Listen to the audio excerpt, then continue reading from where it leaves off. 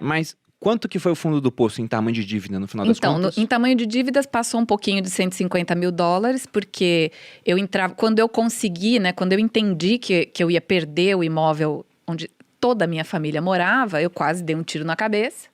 Literalmente mesmo. Você chegou a pensar em coisas assim? Eu cheguei a programar, esse que é o medo, Nossa. né? Eu era muito racional, assim, não tinha assim, eu vou me dar um tiro. Não, gente, como é que eu vou fazer? Eu tinha um último cartão, era o cartão número 5, ainda não estava estourado, o limite que eu tinha, eu comprava um 38, ponto. Eu dizia, se eu comprar um 38, de repente o cara me dá meia dúzia de bala, eu preciso só de uma.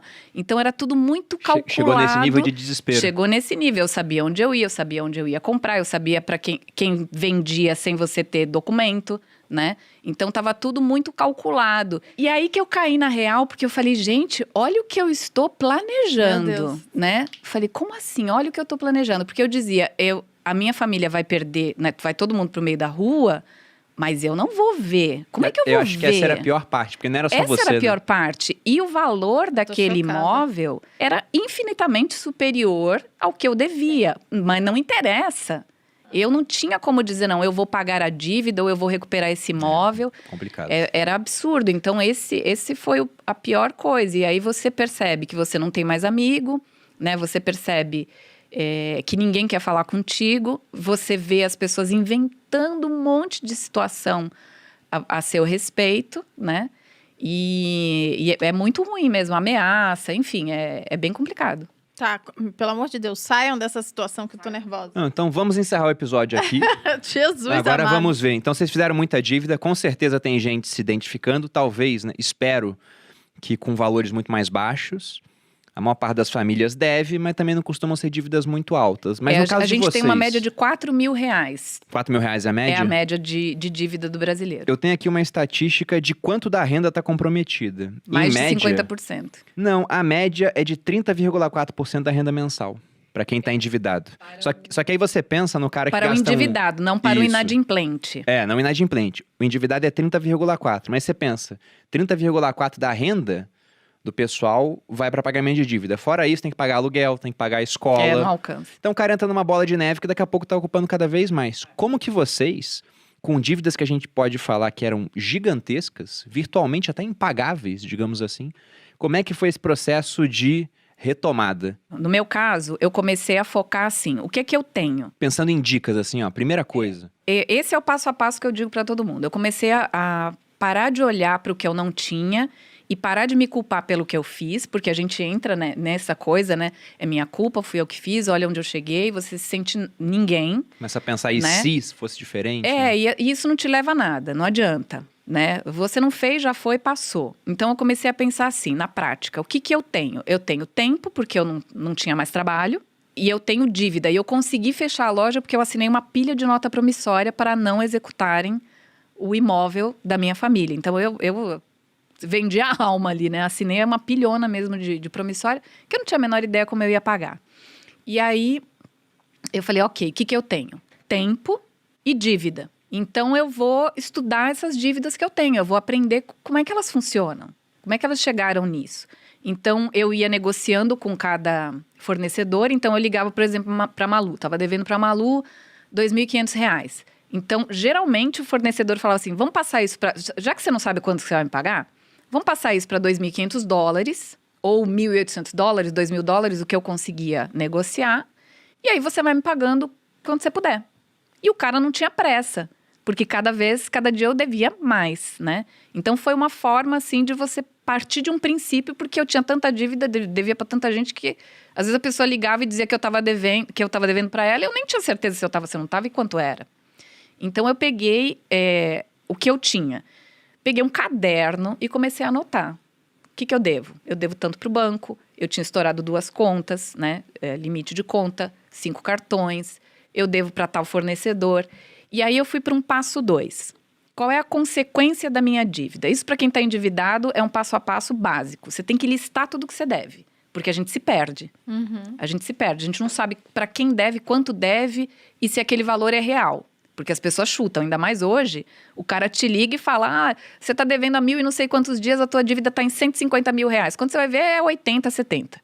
porque os caras chutam, né? Que loucura. Então, o que você tem que fazer? Tinha cora lá em cima já Eu totalmente amadora É. com dívidas, veja assim. Eu, É, assim, é eu verdade não entendo esse nada. bilhete. Você tem que anotar para quem você deve, o valor original da sua dívida, essa é a dica. Qual é o valor original da sua dívida? Não é quanto o credor diz que você está devendo depois de um calhamaço de juro. Qual é o teu valor original? Quanto você devia lá atrás, antes da incidência de juro? 3 mil, 5 mil, 2 mil? Você tem que saber que valor é esse. O credor tem que informar por lei qual é o valor original da minha dívida. Segundo, qual é a memória de cálculo dessa dívida? O que é isso? Como essa dívida chegou ao valor que você disse que chegou? Então, se o seu valor original é 3 mil e o cara diz que você deve 18, como ele chegou? Qual é o cálculo que ele fez para chegar de 3 a 18? Você vai descobrir aí que você não deve 18. Que você deve muito menos. Então, você já começou a melhorar a tua situação. Outra coisa, negociar para chegar o mais perto possível do valor original da tua dívida. Isso eu aprendi numa época que não tinha internet, que não tinha nada disso. Então, eu fui pensando, como é que eu vou fazer isso, né? E eu dizia para a pessoa, olha, eu te devo 3, você está falando que eu devo 20. Eu tenho 2,5. Você quer? Você já era crédito podre, entre aspas, né? Era inadimplente. Era. O cara às vezes nem espera receber, ele dá um E o baita que no o pessoal me desconto. dizia? O pessoal falava assim, Patrícia, todo mundo quebra aqui no Brás. E ninguém paga ninguém. Quando você quebra, você vai embora.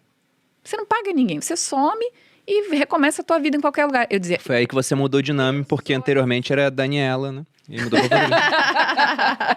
pois é. Eu dizia, não, eu sou a exceção, eu vou pagar. O pessoal dizia, imagina, a chinesada vai tudo embora. Eu dizia, eu não sou chinês, né, para começar, e eu vou pagar, eu vou ser a exceção, eu vou pagar todo mundo. E o pessoal ria, até os meus credores riam. Imagina, você vai pagar nada. Eu dizia, eu vou pagar. Então, eu comecei a trabalhar com o que eu podia, fazia tradução, fazia revisão de texto, qualquer coisa que aparecia, eu fazia. Pegava um pouquinho de mercadoria que tinha sobrado, saía com uma sacolada, assim, para vender. E nessa época eu fiquei muito doente, porque eu foquei tanto em pagar dívida que, assim, eu não reservava nada para minha própria subsistência. Então, a minha geladeira era água, não tinha nada. Nada, absolutamente nada. Hoje eu tenho 48 quilos. Eu pesei 37. 37 que a Patrícia é bem 37. baixinha. É, eu tenho 1,55 m. Mas mesmo assim é nada. Era uma caveira. Então as pessoas inventavam que eu estava doente, que eu tinha a Patrícia pegou AIDS, a Patrícia tá usando muita droga, por isso que ela quebrou. Porque traficante tá atrás dela. Você falou porque eu paguei vendendo drogas, as pessoas diziam, né? Ela tinha... Imagina, um dia eu tinha um Audi, naquela época era um carro muito caro, né? Em 2001, 2001. Eu tinha um Era Audi... importado, né? Era importado, 0 quilômetro, né? O Ayrton Senna trazia para o Brasil, né? O Que grupo Ayrton loucura. Senna. Num dia eu tinha um Audi 0 quilômetro, lá que estava com seus 8 mil quilômetros. No outro dia eu não tinha dinheiro para pagar o ônibus para voltar para casa. Então, foi assim, uma perda muito grande. E as pessoas diziam, não, ela tinha aquele carrão porque ela vendia dorgas e não sei o quê. E agora ela tá, né, virou essa caveira porque ela usa crack. Usou todo o estoque. E assim, eu tinha fome, na verdade, né? Porque eu não comia mesmo. Deus Eu do não céu. conseguia dormir, foi muito complicado. Mas eu fui negociando, fui pagando com o que eu tinha. O que eu tinha em casa eu oferecia. Eu me lembro que eu tinha uma esteira elétrica, sabe? Que aquelas que viram assim... suporte para qualquer coisa que você não usa. Então, eu negociava, eu dizia assim, olha, eu te devo R$1.000, eu tenho uma esteira aqui, eu paguei R$700, tá novinho, não sei o que, o cara aceitava. Então, só que você tem que vir buscar porque eu não tenho como entregar. Então, era assim que eu ia negociando. Em quanto tempo você pagou as dívidas? 11 meses e 20 dias.